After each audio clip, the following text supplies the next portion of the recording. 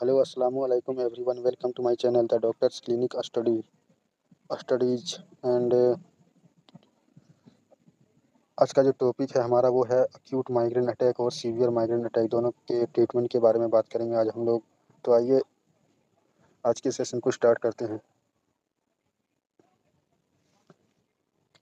Migraine attack एक प्रकार का सिर दर्द होता है जो अक्सर एक तरफ होता है और काफ़ी तेज होता है।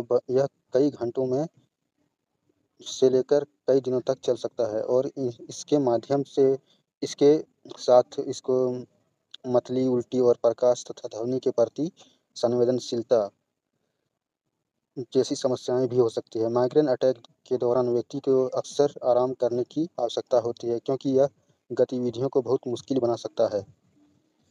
माइग्रेन के कारण पूरी तरह से स्पष्ट नहीं है, लेकिन कुछ आम कारण हैं और ट्रिगर होते हैं जो माइग्रेन अटैक को बढ़ावा दे सकते हैं। ये कारण निम्नलिखित हो सकते हैं। तो आइए देखते हैं क्या कारण है। आनुवंशिकता, जेनेटिक्स माइग्रेन का एक प्रमुख कारण है। आनुवंशिक हो सकता है। यह यदि परिवार में किसी को माइग्रेन हो चुका है तो अन्य दो सदस्यों में भी इसका जोखिम बढ़ सकता है। हार्मोनल परिवर्तन, हार्मोनल चेंजेस खासकर महिलाओं में मासिक धर्म और प्रेगनेंसी और मेंस्ट्रुअल पीरियड के दौरान हार्मोनल परिवर्तन माइग्रेन के कारण बन सकते हैं। उसके बाद जो अगला कारण है वो है हमारा खान पान, डाइट डाइट कुछ खाद्य और पेय पदार्थ जैसे कि शराब, कैफीन, चॉकलेट, चीज़ और प्रोसेस्ड फूड माइग्रेन को ट्रिगर कर सकते हैं। तनाव और चिंता, स्ट्रेस एंड एंजाइटी, मानसिक तनाव, चिंता, मेंटल टेंशन और एंजाइटी और भावनात्मक तनाव माइग्रेन को एक आम कारण हो सकते हैं। नींद की कमी, लैक ऑफ स्लीप, पर्याप्त मात्रा में नींद न लेना या सोने की अनियमितता माइग्रेन को बढ़ावा देती है। नींद जैसे कि रात को अगर सोने कितना घंटा हम लोग कॉमनली सोते हैं कि 8 घंटा रात में सोना चाहिए, लेकिन अगर कोई ठीक से रात में सोता नहीं है, 2-4 घंटे सोता है, उसके बाद फिर उठ जाता है और उसका नींद सही से नहीं पूरा होने के कारण भी माइग्रेन हो सकता है।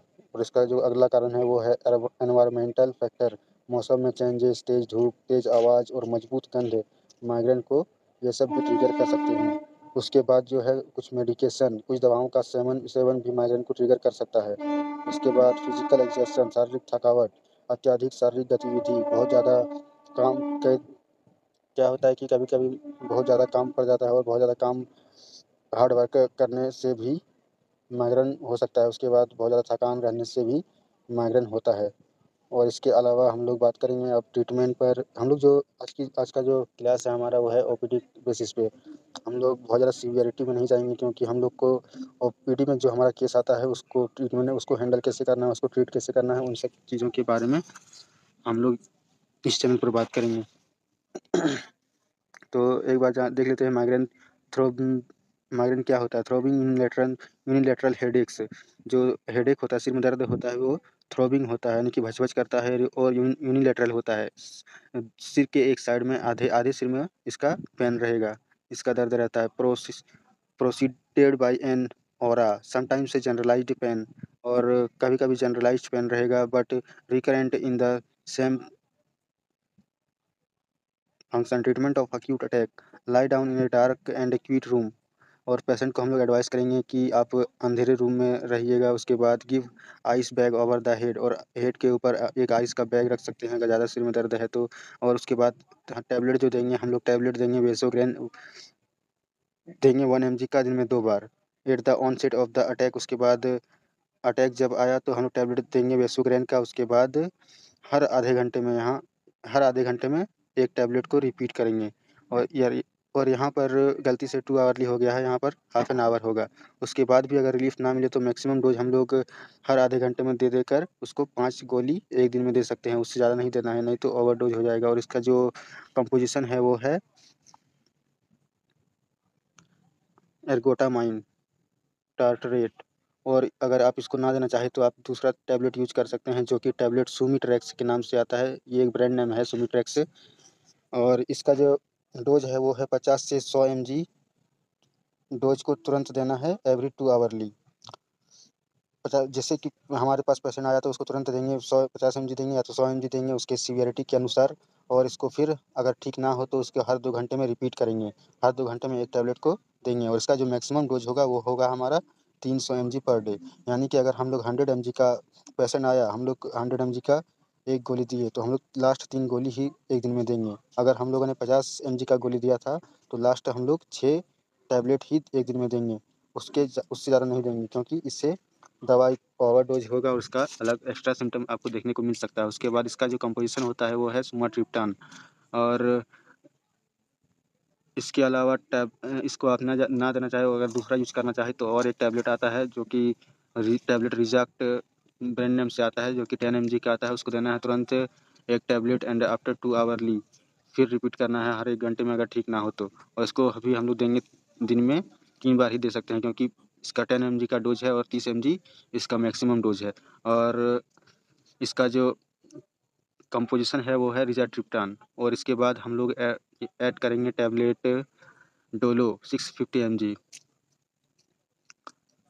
इसमें से सॉरी एक चीज़ मिस्टेक हुआ कि इन सब टैबलेट को एक साथ स्टार्ट करेंगे, और जैसे जैसे बोला था हमने कि देना है, कैसे डोज को बढ़ाना है, उस हिसाब से डोज को बढ़ा सकते हैं। उसके बाद हम लोग टैबलेट, अगर बहुत ज़्यादा सर में दर्द है तो टैबलेट डोलो 650 mg, और अगर बुखार है सर माइग्रेन के साथ साथ तो टैबलेट डोलो देंगे 650 mg का, जो कि ब्रांड नेम टैबलेट अल्ट्रासेट के नाम से आता है, जो कि तुरंत एक टैबलेट देंगे। और उसके बाद अगर बुखार ठीक हो जाए तो फिर हम लोग ज़रूरत के हिसाब से देंगे, SOS देंगे।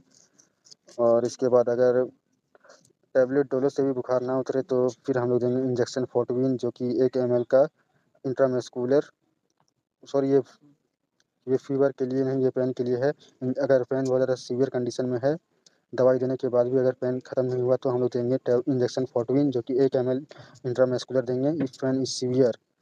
अगर पेन बहुत ज़्यादा सीवियर है तब हम लोग देंगे, ये एक स्ट्रॉन्ग एनाल्जेसिक है। उसके बाद जो यूज़ करेंगे वो है कैप्सूल क्लोटान, जो कि 200 mg में आता है, और उसको रिपीट करेंगे हर 2 घंटे में।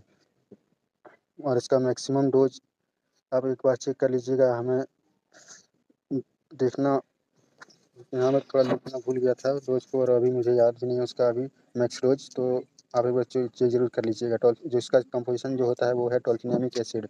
और इसके साथ आप कैप्सूल दे सकते हैं जिनोबिट 275 mg का। तीन टैबलेट एक साथ देना है। उसके बाद 1 टैबलेट करके दिन में 2 बार देना है, जो कि जिसका नाम है, ये भी एक एनसेड क्लास का दवाई है, एनाल्जेसिक है। और इसका जो कंपोजिशन है वो है नेप्रोक्सिन। और फिर हम लोग अगर जैसे कि अगर किसी को माइग्रेन हुआ, महीने में 2 बार हो रहा है, हर महीने, जैसे कि एक बार ठीक हुआ दवाई देने के बाद, उसके बाद फिर हो जा रहा है, कंटिन्यू कर रहा है ये माइग्रेन का अटैक, तो फिर हम लोग कैप्सूल सिबेलियम 10 mg का दिन में 1 बार देंगे, जो कि फ्लुनारिजीन कंपोजिशन के साथ आता है। और अवॉइड फैक्टर से, जो इसका रिस्क फैक्टर है जिससे जिससे माइग्रेन होने का चांसेस ज़्यादा रहता है, उनसे हम लोग पेशेंट को एडवाइस करेंगे कि उनसे दूर रहे। जैसे कि एग्जांपल के तौर पर स्लीपिंग लेट, अगर आप लेट सोते हैं तो आप जल्दी सोइए। और एक्सेसिव टीवी वॉचिंग, अगर आप ज़्यादा टीवी देखते हैं तो टीवी को वॉच करना कम कीजिए। और अगर आप ज़्यादा तनाव में रहते हैं तो आप तनाव को कम कीजिए। उसके बाद सर्टेन फूड्स लाइक चॉकलेट, चीज़, अल्कोहल, ये सब को आप बंद कीजिए अगर आप लेते हैं तो। इफ़ कंट्रोल इज़ नॉट, अगर इनसे भी अगर कंट्रोल नहीं हुआ तो फिर ऐड करेंगे एंटी डिप्रेसेंट। अगर आपको एंजाइटी रहती है या फिर डिप्रेशन है तो फिर हम लोग एंटी डिप्रेसेंट टैबलेट टेप्सोनिल 25 mg का दिन में 3 बार दे सकते हैं, 3 बार देना है, जो कि इम्पायरा नाम के कंपोजिशन के साथ आता है। और इसको आप ना देना चाहें तो आप इस कैप्सूल प्रोडेप 20 mg का दिन में 1 बार दे सकते हैं, जो कि फ्लूजेटिन के नाम से आता है। उसके बाद other drugs instead of flunarizine tablet सिप्लार 20 to 40 mg दिन में 3 दिन देंगे, दिन में 3 बार देना है। उसके बाद टैबलेट अर्कामाइन 100 mg का, या तो आप आधा टैबलेट दे सकते हैं, या तो फिर 1 टैबलेट में 4 हिस्सा करके उसको 1 टैबलेट दिन में 1 बार दे सकते हैं। उसके बाद टैबलेट स्टेमिटिल देंगे, अगर पेशेंट को नोज़िया या वोमिटिंग हो रहा है माइग्रेन के साथ-साथ, तो इसको स्टेमिटिल 10 mg का ओडी दिन में 1 बार देना है, और इसको कंटिन्यू करना है 3 महीने तक। और इसके अलावा आप, और ये एक बहुत ज़्यादा इफ़ेक्टिव मेडिसिन होता है नोज़िया को ठीक कर, ये उल्टी को ठीक करने के लिए। और इसके अलावा और एक चीज़ बताना चाहूँगा कि आप जो ये इसको स्टार्ट करेंगे आप, ये प्रोडेप को, जो कि एक SSRI होता है, एंटी डिप्रेसेंट मेडिसिन है, इसको आप स्टार्ट करेंगे। और जब तक आपको आपका एंजाइटी ठीक ना हो तब तक आप कंटिन्यू करेंगे और फिर इसका जो आपको रिजल्ट देखने को मिलेगा वो 20 से 30 दिनों के बाद ही मिलेगा। तो आपको छोड़ना नहीं है दवाई, आपको दवाई कंटिन्यू करना है। उसके बाद 2-3 महीने में आपको फुल रिलीफ़ मिल जाएगा। उसके बाद रिलीफ़ मिलने के 6 से 12 महीने आपको ये मेडिसिन कंटिन्यू करना है। उसके बाद फिर डोज़ को धीरे-धीरे कम करते हुए फिर इसको बंद कर देना है। उसके बाद फिर हम लोग बात करेंगे, ये तो हम लोग बात कर लें एक पहले जो ट्रीटमेंट हम लोगों ने बात किया वो भी बहुत ही अच्छा ट्रीटमेंट है, लेकिन एक दूसरा ट्रीटमेंट भी मैं आपको बता देता हूँ। ट्रीटमेंट प्रोटोकॉल टैबलेट रिजाट्रिप्टान 5 mg का एक टैबलेट दिन में 1 टैबलेट तुरंत देना है। उसके बाद इफ़ स्टिल नो रिलीफ़ तो फिर रिपीट करना है उसी टैबलेट को हर 10 मिनट में, और इसको देना है। और इसको एक और टैबलेट देना है 10 मिनट के बाद। उसके बाद भी अगर रिलीफ़ ना मिले तो फिर टैबलेट ऐड करना है उसी के साथ, टैबलेट फिज़ोटिफ़ेन जो कि 0.5 mg के साथ आता है, और इसको देना है तुरंत।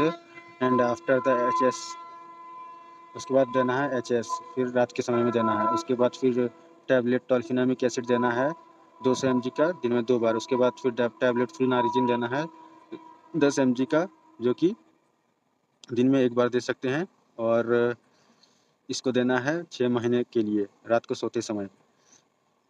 और 6 महीने के लिए देंगे, लेकिन हफ्ते में 2 दिन इसको अवॉइड करेंगे, जिससे हफ्ते में सिर्फ 5 ही दिन देना है, और उसको कंटिन्यू करना है 6 महीने तक। इसके बाद हम लोगों को देना है टैबलेट एमिट्रिप्टिलिन। अगर एंजाइटी है पेशेंट को तो फिर हम लोग कंटिन्यू करेंगे रात को सोते समय टैबलेट एमिट्रिप्टिलिन। ये नींद को स्लीप, अगर पेशेंट को कम आता है, नींद का प्रॉब्लम है, तो ये उसके नींद को भी ठीक करेगा और इसकी एंजाइटी को भी ख़त्म करेगा, जिससे उसका माइग्रेन ये माइग्रेन को ट्रीट करने में ये दवाई उस तरह अगर हम लोग देंगे तो फिर ये हेल्प करेगा माइग्रेन को ठीक करने में। उसके बाद फिर हम लोग प्रोप्रानोलोल दे सकते हैं 10 mg का। अगर टैकीकार्डिया है, पेशेंट को बहुत धड़कन बहुत तेज़ चल रहा है, तो हम लोग 10 mg का प्रोप्रानोलोल ऐड कर सकते हैं दिन में 2 बार फॉर क्लासिकल माइग्रेन, अगर पुराना माइग्रेन है तब। उसके साथ ऐड कर सकते हैं टैबलेट नेप्रोक्सीन, जो कि 500 mg दिन में 2 बार देना है। उसके बाद टैबलेट देना है ओमिप्राज़ोल, क्योंकि नेप्रोक्सीन एक एसिड मेडिसिन है, एनाल्जेसिक मेडिसिन है, और इसको लेने से ये ये गैस करता है, तो गैस को ख़त्म करने के लिए हम लोग देंगे ओमिप्राज़ोल का कैप्सूल। ये टैबलेट ओमिप्राज़ोल 20 mg का दिन में 2 बार देना है। उसके बाद टैबलेट डोमपेरिडोम, अगर उल्टी है तो फिर टैबलेट डोमपेरिडोम 10 mg का दिन में 2 बार देना है। अगर सीवियर अटैक है तो फिर हम लोग इंजेक्शन कीटोरोलेक 30 mg का 1 एम्पूल IM स्टेट तुरंत देना है इंट्रामस्कुलर। और उसके बाद अगर गैस और इसके साथ इंजेक्शन के साथ में और एक इंजेक्शन देना है, इंजेक्शन रेनिटिडीन, जो कि एक गैस की दवाई है, 1 एम्पूल का IM स्टेट तुरंत देना है। उसके बाद इंजेक्शन डाइज़िपाम, अगर पेशेंट को एंजाइटी है या उसका जो मूड का सिम्पटम है वो अच्छा ठीक नहीं लग रहा है, तो फिर उसको डाइज़िपाम को 1 एम्पूल IM तुरंत देंगे। उसके बाद फिर इसको बंद कर देंगे। ये सब जो डाइज़िपाम है, इसको सिम्पटम ठीक होने के बाद, जैसे एंजाइटी ख़त्म हो गया, या फिर जैसे एंजाइटी ख़त्म हो गया तो फिर इसको फिर बंद करना है। और इसका जो और ये इंजेक्शन कीटोरोलेक, इसको भी एक ही देना है, और इंजेक्शन रेनिटिडिन को भी दिन में एक ही टाइम पर देना है। उसके बाद हम लोग फिर कंटिन्यू करेंगे मेडिसिन को ही, ये ओरल मेडिसिन जो है उसको कंटिन्यू करेंगे, जैसे मैंने ट्रीटमेंट बताया वैसे आप यूज़ कर सकते हैं। उसके बाद फिर हम लोग जो है आखिरी स्लाइड पर आ गए हैं, तो आज का जो हमारा केस था वो यहीं पर था। यहीं पर ख़त्म करते हैं और मिलते हैं अगले लेक्चर में। तो आज के लिए थैंक यू सभी का, थैंक यू एवरीवन।